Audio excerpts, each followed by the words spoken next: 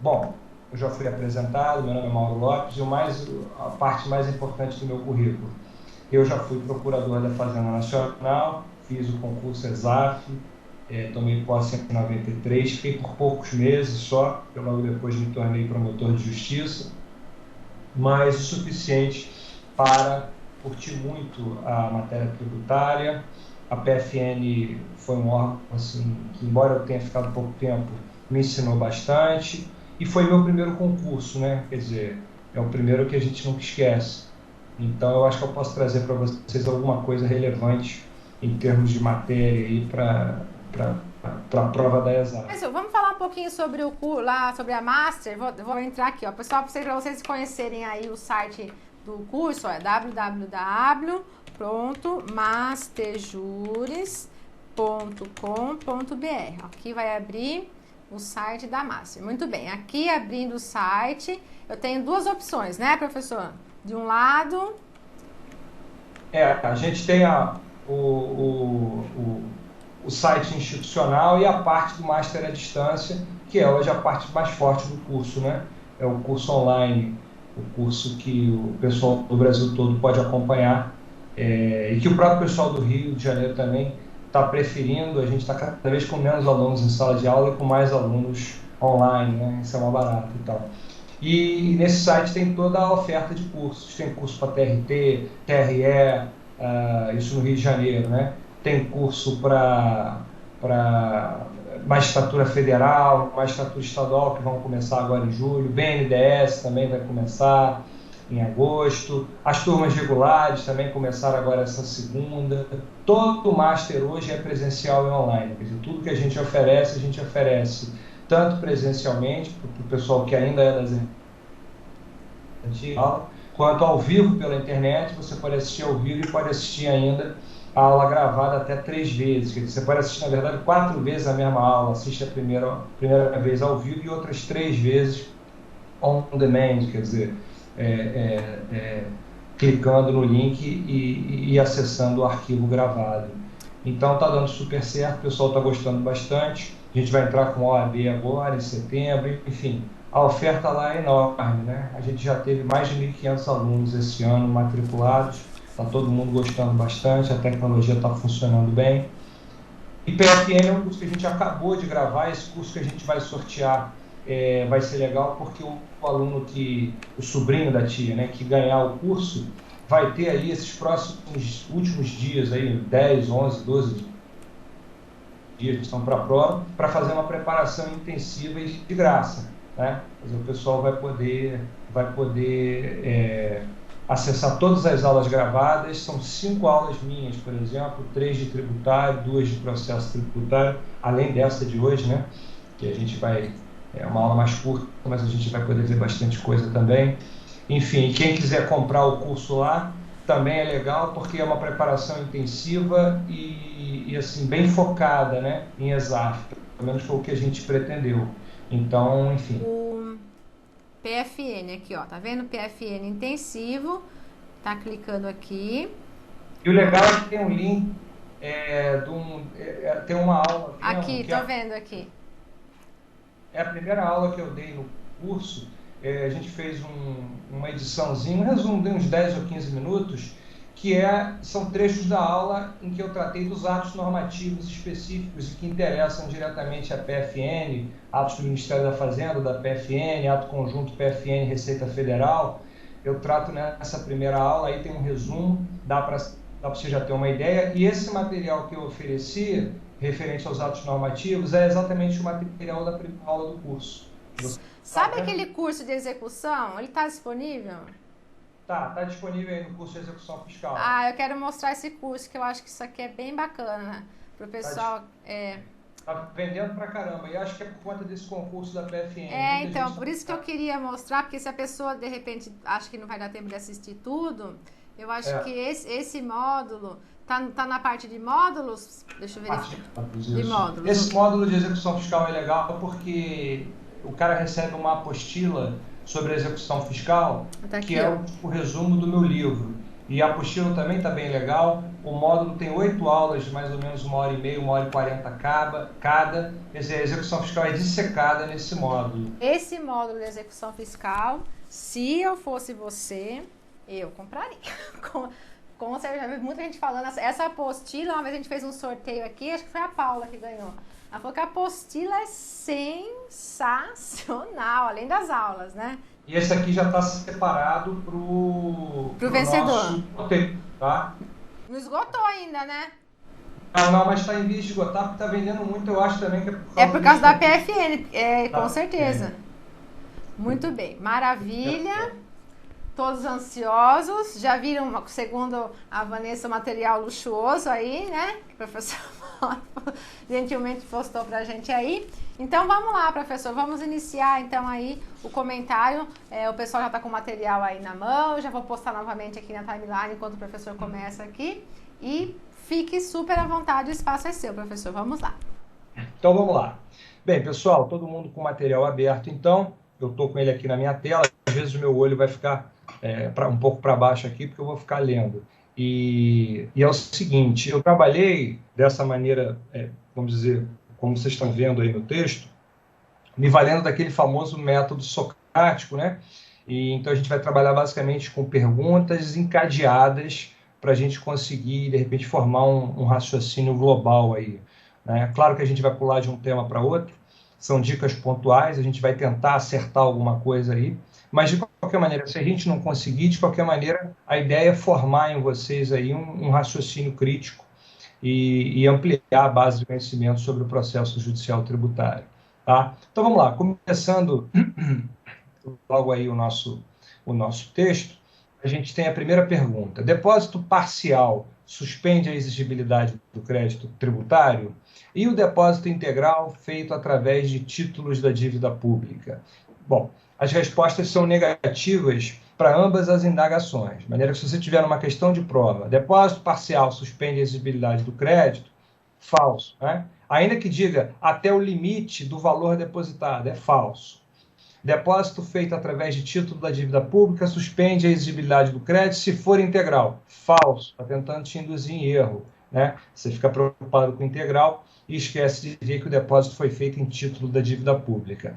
Tudo isso é falso porque o STJ tem súmula a respeito do tema, a súmula 112, em que ele diz: o depósito somente suspende a exigibilidade do crédito tributário se for integral e em dinheiro. Depósito integral é o depósito do montante que o fisco entende devido.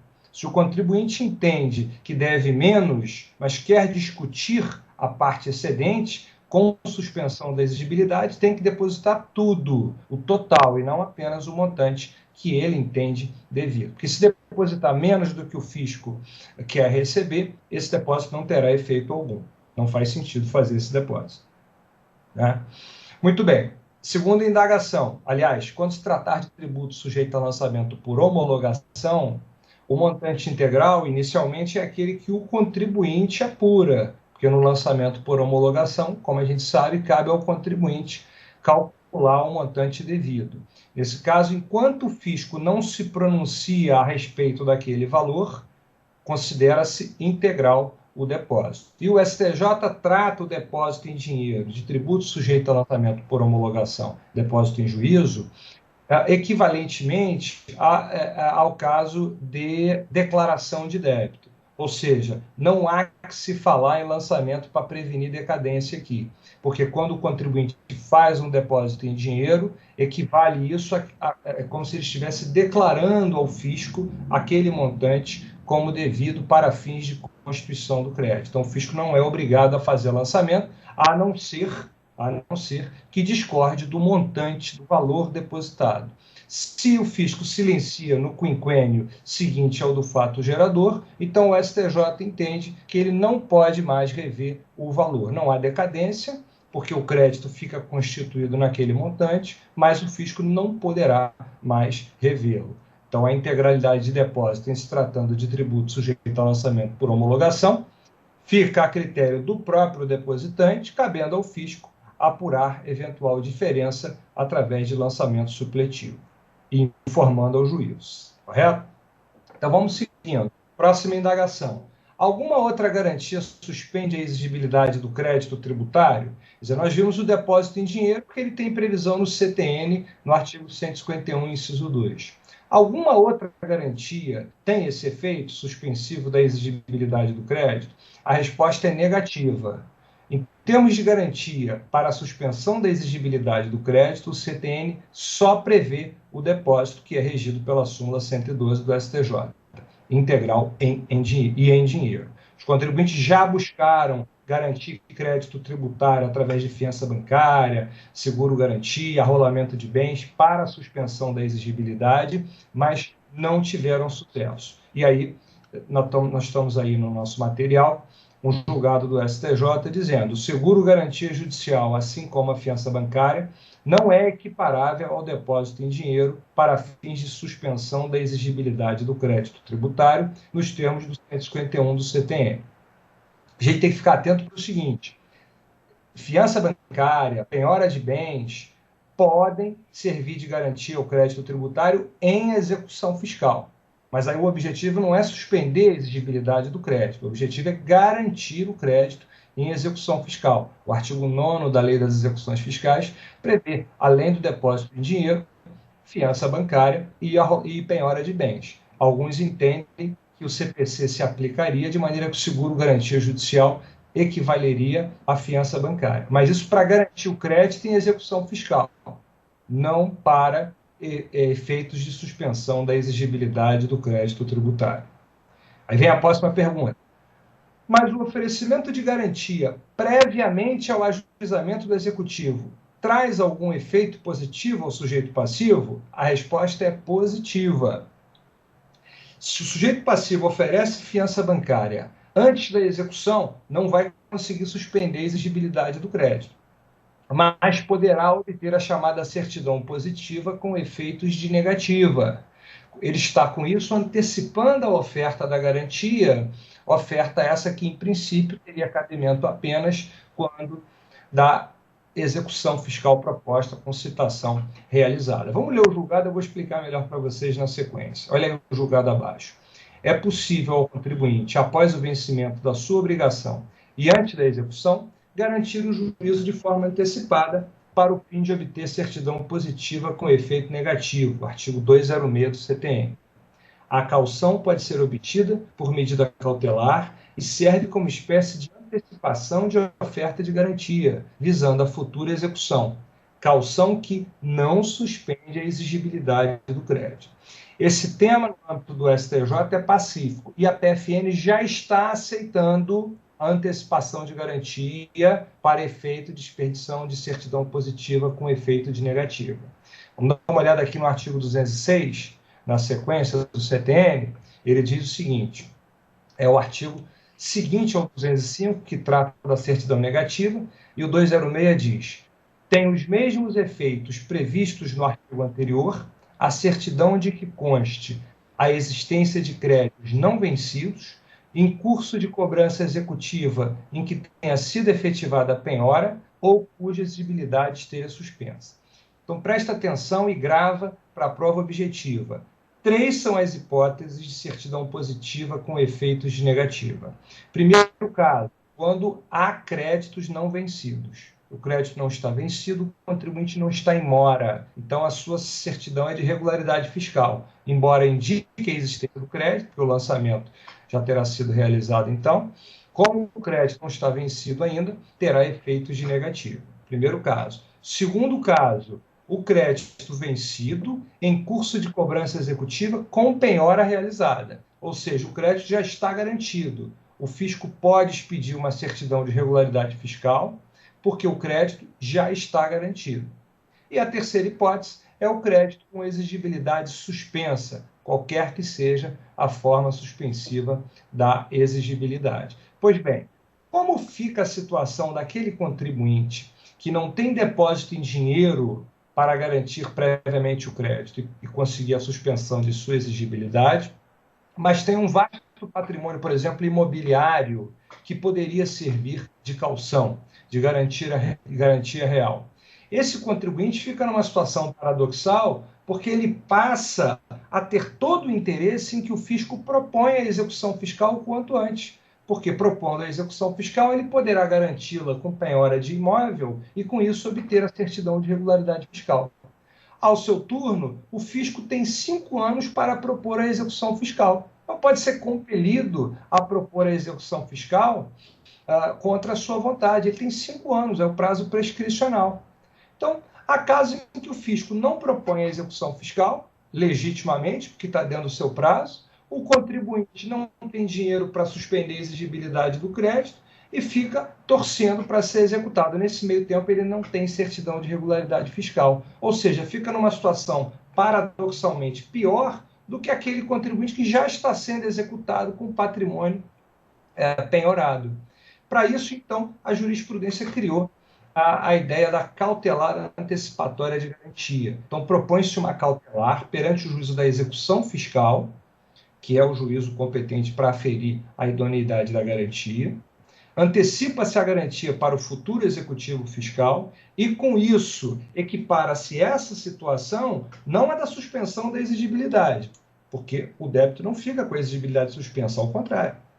Já está previamente garantido, isso estimula a Fazenda a propor a execução fiscal. Mas essa situação é equiparável à situação do artigo 206, quando diz em curso de cobrança executiva em que tenha sido efetivada a penhora. Então, a jurisprudência deu a seguinte inteligência: ou, ainda que a execução não esteja em curso, já com prévia antecipação de garantia.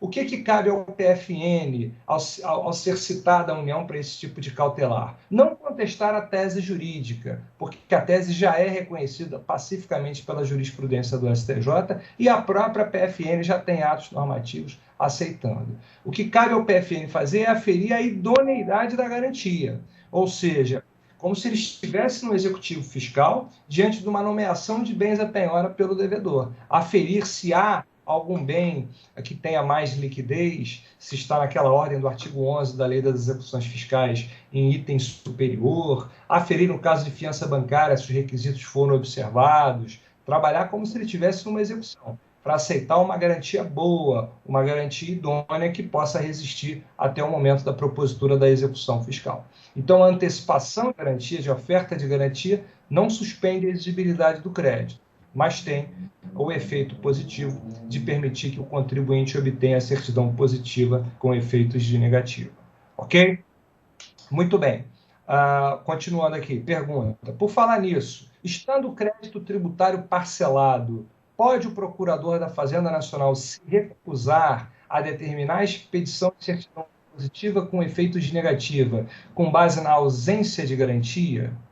A resposta é negativa. Parcelamento é causa de suspensão da exigibilidade do crédito. E a suspensão da exigibilidade do crédito é prevista no artigo 206, situação que autoriza a expedição da certidão de regularidade, a certidão positiva com efeitos de negativa. Se o pagamento é cedido independentemente de garantia, vai ser exigida para a certidão, de expedição dessa certidão. Exigida na lei do parcelamento, e aí ele só vai ser concedido com garantia, ou não exige a garantia e o procurador, nesse caso, concedido o parcelamento, não pode se recusar a expedir a certidão positiva com efeitos de negativa. Por exemplo, que no caso de liminar de mandado de segurança, que teoricamente não subordina a garantia como regra, o PF se recusasse a expedir a certidão positiva com efeitos de negativa, afirmando que a liminar não basta, tendo em vista a inexistência de garantia. Ora, o 206 não fala em garantia, ele diz com exigibilidade suspensa. E aí você não pode interpretar dessa maneira, está ferindo o direito do contribuinte. A Lei Geral da União, inclusive, chegou, eu botei para vocês, o enunciado 17, orientar a atuação dos procuradores nesse caso. Vamos ler junto aí o enunciado 17 da AGU. Suspensa a pelo parcelamento concedido, sem garantia, é ser imposta como fornecimento da certidão positiva de débito com efeito de negativa, estando regulado da dívida com o cumprimento do prazo das obrigações assumidas pelo contribuinte. Só se estiver descumprindo o parcelamento é que poderá ser negada. Do contrário, não.